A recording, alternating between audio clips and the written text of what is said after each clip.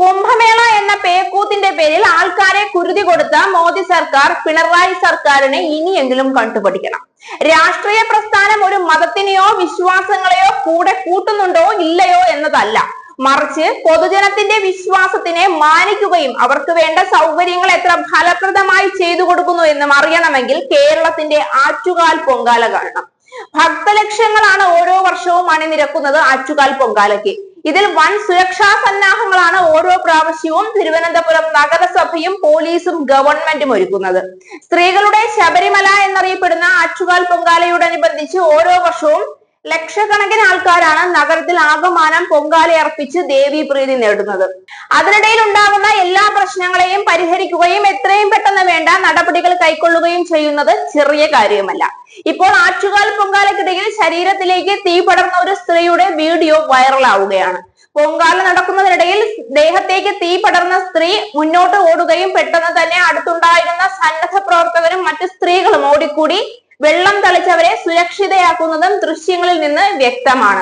ഒപ്പം തന്നെ എന്തിനും സന്നദ്ധരായി നിന്നിരുന്ന ആംബുലൻസിന്റെ സഹായത്തോടു കൂടി വളരെ വേഗത്തിൽ ആശുപത്രിയിൽ എത്തിച്ച് വൈദ്യസഹായം നൽകുവാനും കഴിഞ്ഞു എന്നുള്ളത് അഭിമാനിക്കാവുന്ന കാര്യമാണ്.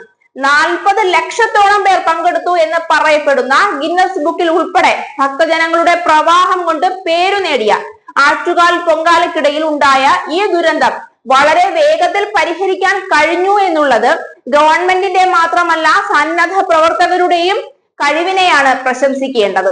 ഇത്രയും ജനങ്ങൾ തിങ്ങി നിന്നിട്ട് പോലും ചുറ്റിനും തീയും പുകയുമായി അന്തരീക്ഷം അനുകൂലമല്ലായിരുന്നിട്ടും ഒരാളെ ഇത്ര വേഗത്തിൽ രക്ഷിക്കാൻ കഴിഞ്ഞു എന്നുള്ളത് അഭിമാനിക്കാവുന്ന കാര്യമാണ്.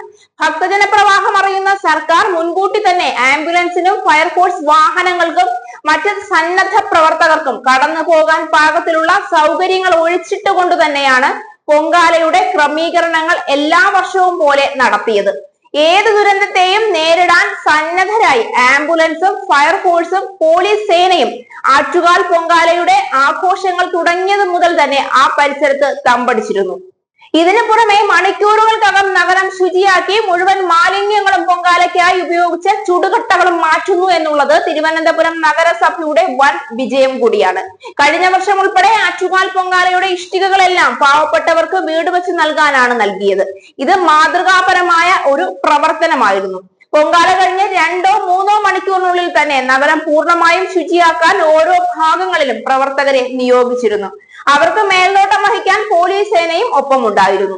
കുംഭചൂട് കത്തിയിരിക്കുന്ന ഈ സമയത്ത് കൃത്യമായി അടുപ്പിലെ തീയും മറ്റും അണച്ചില്ലെങ്കിൽ പോലും വൻ ദുരന്തം ഉണ്ടായേക്കാവുന്ന ഒരു സാഹചര്യത്തെ വളരെ പക്വതയോടെയും ഉത്തരവാദിത്വത്തോടെയുമാണ് പോലീസ് സേന സമീപിക്കുന്നതും അതിനുവേണ്ട പരിഹാരങ്ങൾ ഉണ്ടാക്കുന്നതും. പൊങ്കാല കഴിഞ്ഞ് ഭക്തജനങ്ങൾ പോകുന്ന നിമിഷം തന്നെ ശുചീകരണ പ്രവർത്തനങ്ങളും തിരുവനന്തപുരം നഗരത്തിൽ ആരംഭിക്കാറുണ്ട്.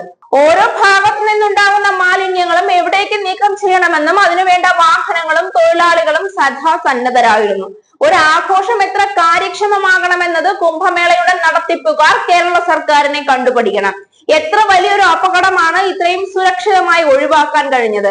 അത് കേരള സർക്കാർ ആറ്റുകാൽ പൊങ്കാലയോടനുബന്ധിച്ച് നടപ്പിലാക്കിയ സുരക്ഷാ പ്രവർത്തനത്തിന്റെയും സന്നദ്ധ പ്രവർത്തകരെ നിയോഗിച്ചതിന്റെ കഴിവും കൊണ്ടു തന്നെയാണ് എന്ന് പറയാതെ വയ്യ. മുഴുവൻ ഭക്തജനങ്ങൾക്കും സൗകര്യപ്രദമായി നിൽക്കാനും സുരക്ഷിതമായി തണലൊരുക്കാനും അവർക്ക് വേണ്ട ഭക്ഷണങ്ങളും വിശ്രമ കേന്ദ്രങ്ങളും കുടിവെള്ളവും ഉൾപ്പെടെ വേണ്ടതെല്ലാം സജ്ജീകരിക്കാൻ കേരള സർക്കാർ മുന്നിലുണ്ടായിരുന്നു. ഉന്തിലും തള്ളിലും ഒരാൾ പോലും മരണപ്പെട്ടില്ല. മലിനജലത്തിൽ മുക്കിയും പൊക്കിയും ഒരാളെയും രോഗിയാക്കിയതുമില്ല. വളരെ കാര്യക്ഷമമായി ഉത്സവാഘോഷം നടത്തിയതിന്റെ ഫലമായി ഉണ്ടായേക്കാവുന്ന വലിയ അപകടങ്ങളെ പോലും ഒഴിവാക്കാനുള്ള തന്ത്രങ്ങൾ മെനഞ്ഞു വെക്കാൻ കേരള സർക്കാരിന് കഴിഞ്ഞു. വിശ്വാസത്തിന്റെ പേരിൽ ആൾക്കാരെ കൊന്നൊടുക്കുകയല്ല കേരള സർക്കാർ ചെയ്തത്. പകരം വിശ്വാസത്തിൽ ഊന്നിയുള്ള പൊതുജനത്തിന്റെ ആഗ്രഹങ്ങളെ മാനിച്ചുകൊണ്ട് അവർക്ക് വേണ്ട എല്ലാ സുരക്ഷിതത്വവും ഒരുക്കുകയാണ് ചെയ്തത്. കണ്ടുപിടിക്കണം മോദി സർക്കാർ ഇനിയെങ്കിലും പിണറായിയെ.